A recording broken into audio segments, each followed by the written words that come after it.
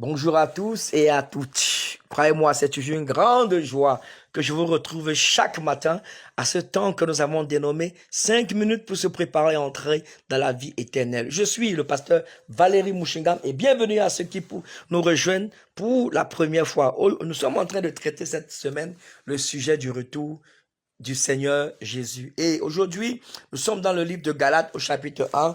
Galates chapitre 1, je lis à partir du verset 6 jusqu'au verset 9. Je m'étonne que vous vous détourniez si promptement de celui qui vous a appelé par la grâce de Christ pour passer à un autre évangile. Non pas qu'il y ait un autre évangile, mais il y a des gens qui vous troublent et qui veulent renverser l'évangile de Christ. Mais quand nous-mêmes, quand un ange du ciel annoncerait un autre évangile, que celui que nous vous avons prêché, qu'il soit anathème, ça veut dire qu'il soit maudit.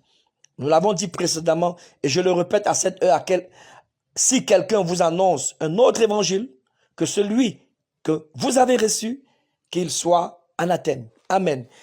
Que Dieu vous bénisse encore une fois. Bien aimé, vous savez, l'apôtre Paul a prêché l'évangile, le véritable, l'évangile de Christ. Ce qu'il appelle l'évangile de Christ. Vous entendez? Ce qu'il appelle l'évangile du salut. Et l'apôtre Paul a prêché l'évangile de la croix.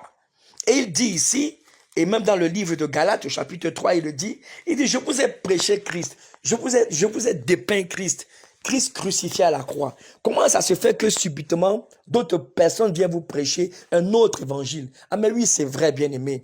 J'ai écrit un livre, n'est-ce pas, intitulé La dernière heure. Et dans ce livre-là, j'ai parlé de ce que c'est qu'un autre évangile.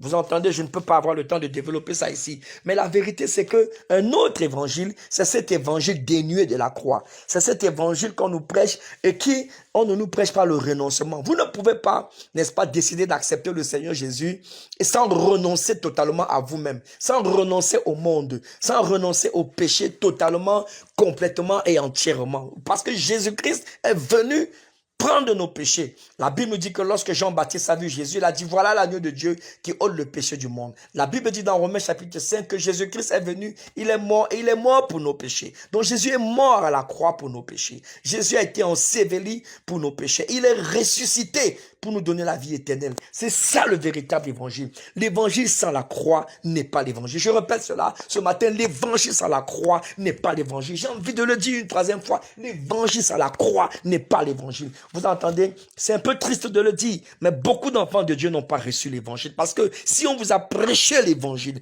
et qu'on ne vous a pas montré Jésus-Christ qui a souffert à la croix pour le péché qui vous a mené en enfer et qui m'a mené en enfer, vous n'avez pas reçu l'évangile. Si l'évangile que vous avez reçu, c'est cet évangile qui vous dit que lorsque vous êtes né de nouveau, alors vous serez bénis, vous allez voyager, vous allez, alors n'est-ce pas, vous marier, vous aurez des enfants et tout cela. Croyez-moi, c'est un autre évangile que vous avez reçu. Aujourd'hui, nous entendons certaines personnes dire, il dit ceci, moi, Jésus-Christ m'a sauvé. Et depuis que Jésus m'a sauvé, n'est-ce pas, j'ai trouvé le travail. Ils vous disent une fois en passant, Jésus m'a sauvé de mes péchés.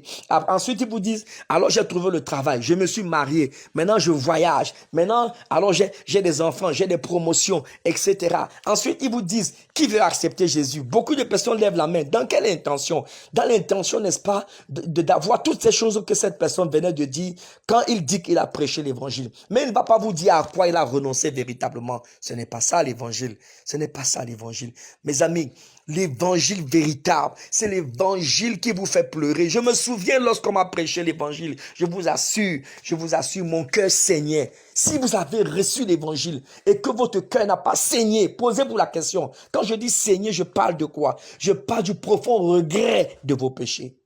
Je parle du profond regret de la vie que vous meniez autrefois. Je parle du profond regret de l'état dans lequel vous êtes, où vous étiez. Vous entendez? L'évangile doit susciter en vous l'abandon total du monde. L'évangile véritable de Christ doit susciter en vous le renoncement total, complet, entier. Vous entendez? Radical du monde et du péché. Et ça, c'est très important. Vous entendez? Posez-vous donc la question, je pose souvent la question à certaines personnes, le jour où tu as reçu l'évangile, le jour où tu es né de nouveau, quelle est la parole qui t'a engendré dans le royaume? Quelle est la parole que tu as entendue? Quel est l'enseignement que tu as entendu véritablement?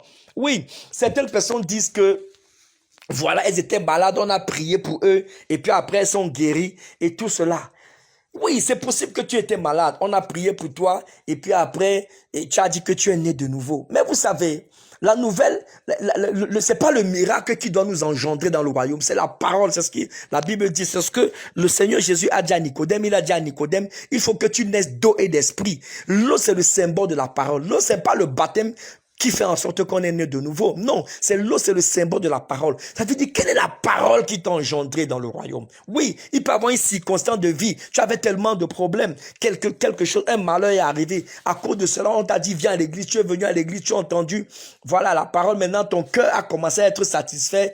Voilà, tu as compris que Jésus-Christ peut donner la paix. Mais est-ce que cela signifie réellement que tu es né de nouveau? Je t'assure, il faut que progressivement, qu'il y ait un déclic dans ton esprit. Quelque chose qui te montre que maintenant, oui, là tu es dans le royaume. Le Saint-Esprit, tel que dit Romains chapitre 8, verset 16, doit rendre témoignage à ton esprit que tu es né de nouveau. Je te pose cette question, qu'est-ce qui t'a engendré dans le royaume? Pose-toi cette question à toi-même, c'est très important. Que Dieu te bénisse abondamment. Si tu t'es rendu compte que tu n'as pas reçu l'évangile, alors reçois l'évangile de Christ ce matin. Reçois l'évangile de Christ. Accepte-le dans ta vie comme ton Seigneur. Je n'ai pas dit que tu ne pars pas à l'église. Je n'ai pas dit que tu n'es pas baptisé, confirmé, communié. Non, je n'ai pas dit ça. J'ai demandé simplement, est-ce que tu es né de nouveau? Tu peux lui dire ce matin, Seigneur Jésus, tu peux répéter cela avec moi. C'est une prière simple. Ça s'appelle une prière d'alliance, mais une prière profonde. Tu peux lui dire, Seigneur Jésus, je t'accepte dans mon cœur comme mon sauveur et mon Seigneur personnel aujourd'hui. Je t'accepte dans ma vie comme mon Seigneur et mon Sauveur personnel. Je crois que je suis né dans le péché. Je mérite la mort. Mais toi, tu es allé à la croix pour moi. Tu étais enseveli. Le troisième jour, tu es ressuscité de la mort pour me donner la vie éternelle. Aujourd'hui, je suis né de nouveau. Je suis racheté par le sang de l'agneau. Au nom de Jésus. Crois-moi, si tu l'as fait sincèrement dans ton cœur, tu es un enfant de Dieu.